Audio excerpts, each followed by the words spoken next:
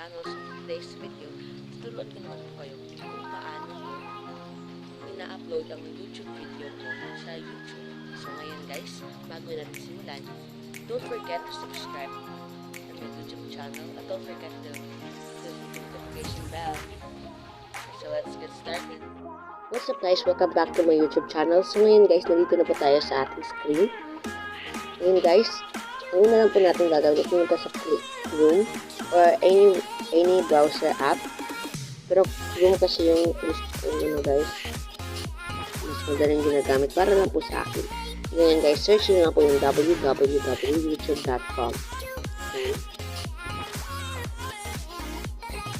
Pero guys, sa akin,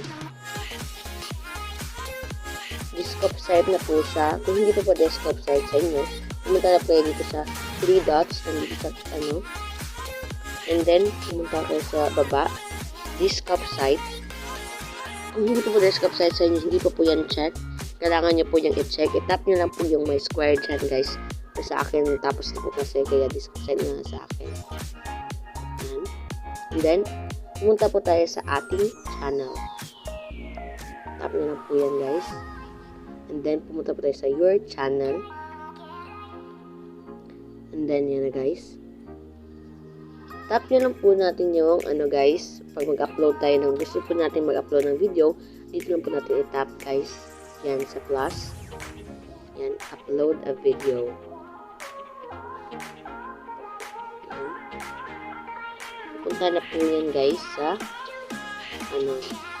sa pag-upload ng video. So, yan. Nandito na tayo, guys. Tap lang po natin yung select file. Yan. Yung sa, yan, select file. Then, downloads.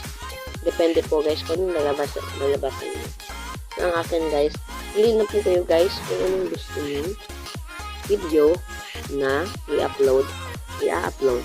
Yan. Kunwari ito akin guys. Gusto kong i-upload yan. Katapos po, dito na guys. Tapos nun, dito na po tayo.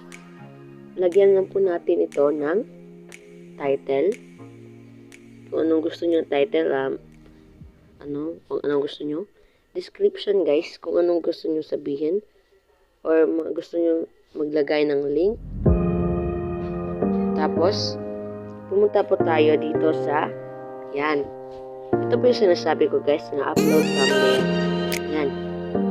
Yan yung tatlong guys picture is ang YouTube na po ang guys ang YouTube na po ang gumawa yan. Pero kung gusto po natin maglagay ng atin guys or ito